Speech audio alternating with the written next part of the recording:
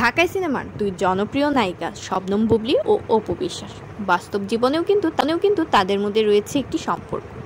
দুজনেই কিন্তু সাকিব খানের স্ত্রী ও দুই সন্তানের মা। জয়বীরের বাবার সঙ্গে দুই নায়িকার আনুষ্ঠানিক সম্পর্ক নিয়ে পাড়ায় দ্বিধাবিভক্ত হয়ে পড়ে ভক্ত অনুরাগীরা। দুজনের মধ্যে কাদা ছোড়াছুড়ি এখন নিত্যদিনের ঘটনায় রূপ নিয়েছে। এবারের ঘটনার সূত্রপাত চিত্রনায়িকা শবনম বুবলীর বেশ কয়েকটি সাক্ষাৎকারকে ঘিরে।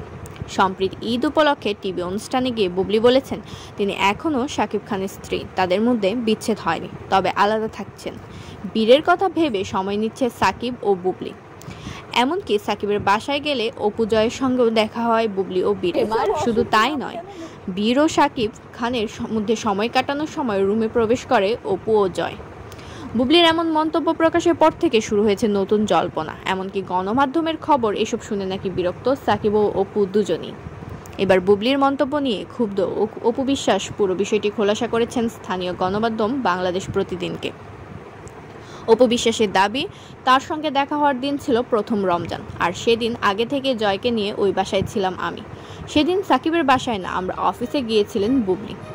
পুরো ঘটনার ব্যাখ্যা দিতে গিয়ে অপু বলেন, আসলে এসবের ব্যাখ্যা দেওয়ার মতো রুচি আমার নেই। সব মানুষেরই একটি ব্যক্তিত্ব থাকে। সেদিন আমার শ্বশুর শাশুড়ি, ননদ ও সাকিবের সঙ্গে আমার ইফতার করার কথা ছিল।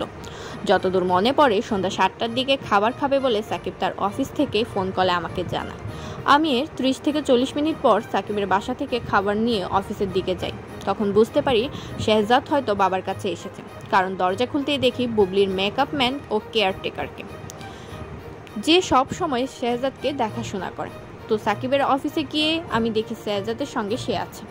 এ সময় আমার ও জয়ের সঙ্গে আমার ননদের মেয়েও ছিল, কিন্তু এটাকেই ভিন্নভাবে গণমাধ্যমে উপস্থাপন করছেন তিনি। অপু আরও বলেন, ভেতরে গিয়ে দেখি টিভিতে কার্টুন দেখছে শেহজাদ, আর একটি চেয়ারে বসে আছেন তিনি। সাকিব ঘুমিয়ে আছে। তাদের সঙ্গে ওই অফিসে তখন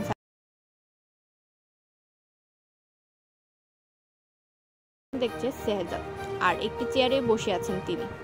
সাকিব ঘুমিয়ে আছে। তাদের সঙ্গে ওই অফিসে উনি এসব বলে নিজেকে ছোট হচ্ছেন না অন্যকে ছোট করার চেষ্টা করছেন, সেটাও আমি বুঝতে পারছি না।